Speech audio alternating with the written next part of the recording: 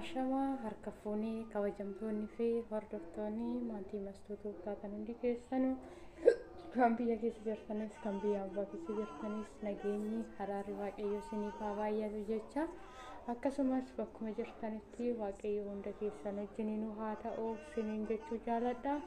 Akkasumas immoo dhugaa har'a jechuudha viidiyoo ajaa'ibaa viidiyoo dhugaa gurra namaatti dhageetti tolle wayitaan sinii fideetoo dhufe baay'ee dhugaa nama dabbara jechuudha. Dhugaa gizee tokko wantoonni lafa kanarratti ta'aa jiran baay'ee nama ajaa'iba jechuudha. Dhugaa waaqayyoo baay'ee nama jibbisiisa jechuudha. Maaliif jennaan bakka yeroo baay'ee wantoota ija namaatti ilaaluu hin tolle, wantoota gurra namaatti dhaga'uu namatti hin tolle, wantoota akkanaa dhageenya jechuudha gizee baay'ee jechuudha. Maaliif akka ta'e garuu hin beekani. Akkasii isiniin jechuu jaaladha. Nu bira baay'ee qorra. Akkasumas viidiyoo jamee odumaan dhaggeeffannaatu dhaggeeffadha. እህትና ወንድም ልጅ ከመውለዳቸው በፊት በዚች አራት በአራት ቤት ውስጥ ሲኖሩ በድብቅ የሚያደርጉት ነውር አልታወቀም ነበር። የደበቁት ሚስጥር ግን የተጋለጠው ትህትና በመጽነሷ ሲሆን ጽንሱንም ለማ Dhugaa baay'ee tokko nama ajaa'iba. Ijoollee obboleewwan lama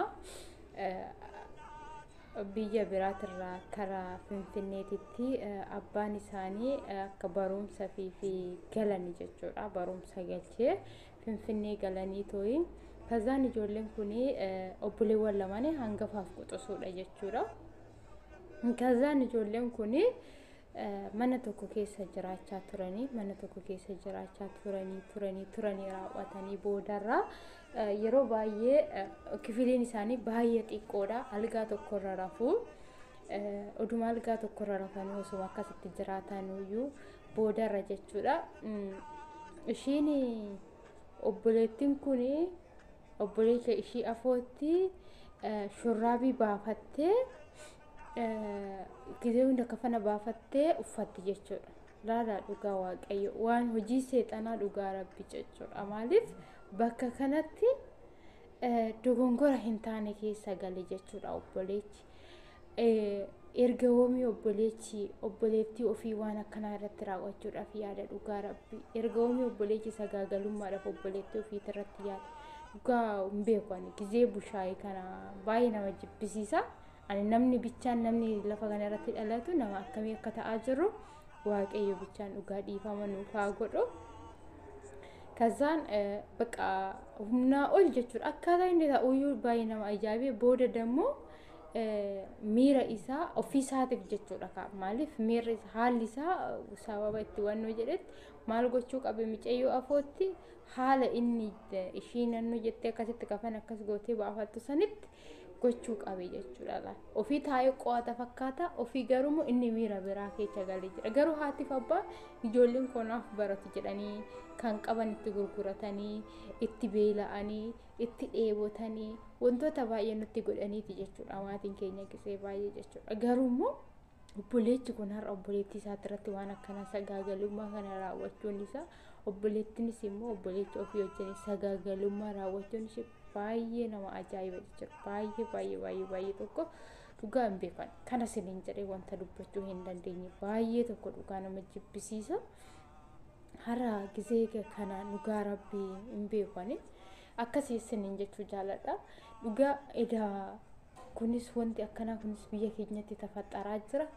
Wanti akkanaa kun biyya keenya keessa iyyuu ta'aa jira. Maalidha inni kun?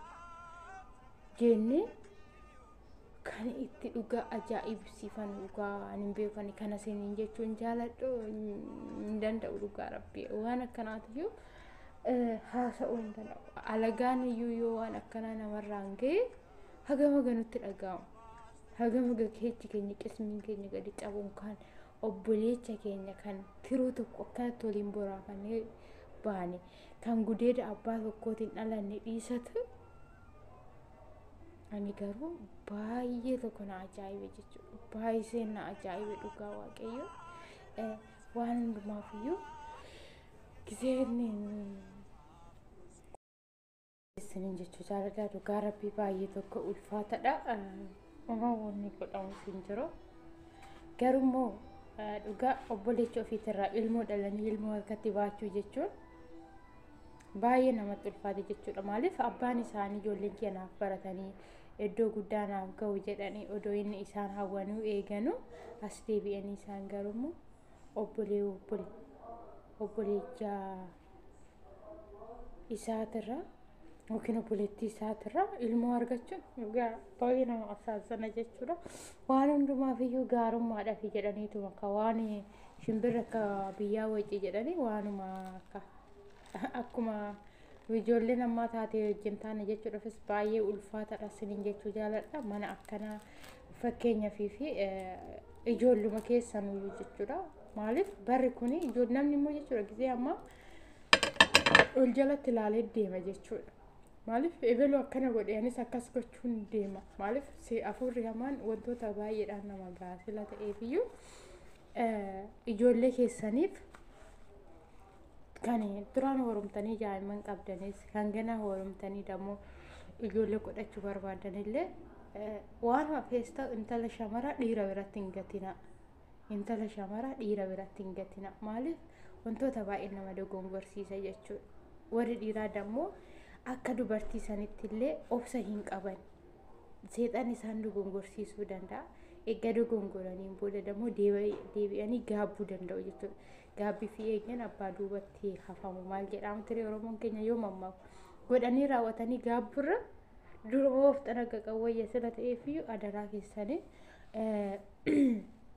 ijoollee keessanii obboleewwan keessanii biratti nama dhiiraa nama ta'e tani garuu ijoollee dhiiraa shamara takka amantanii hin kenninaayi sinin jechuu jaaladha hundumti keenya dhallee of jalaa qabna hundumti keenya ganaa dhaluudhaaf karaatti jirra hundumti keenya gana waan baay'ee gochuudhaaf hawwiitti jirra jechuudha sababa saniifiyyuu waaqayyo kana nu haa baraaru waaqayyo kana keessaa nu haa baasu sinin jechuu jaaladha waan har'a ta'e kana borus deebi'ee mana nama wayii gahuu danda'a sila ta'eefiyyuu dhiifama waliin of eegaa waan akkanaatirraa ijoollee keessan warri shamara qabdanis adaraa ijoollee keessa shamara eegaa seera barsiisaa fakkeenyaaf kiristaana kan taate maalummaa kiristaana isaanii barsiisaa musliimas kan ta'uu taate maalummaa musliima isaanii namni tokko odoowwanni fe'ee galee obboleecha ofii yookiin obboleettii ofiitti deebi'ee horumuu hin danda'u aadaan wanni akkana hin jiru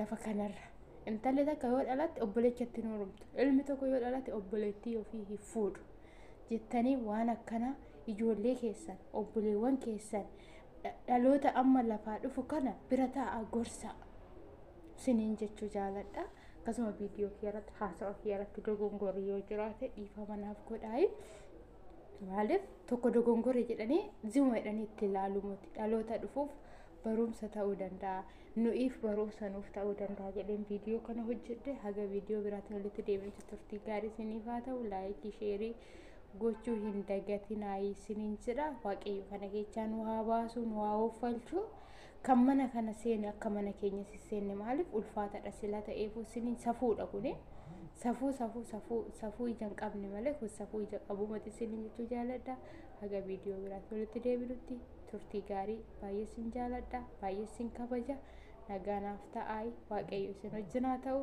isiniin jechuu jaaladha nagaanaa tura.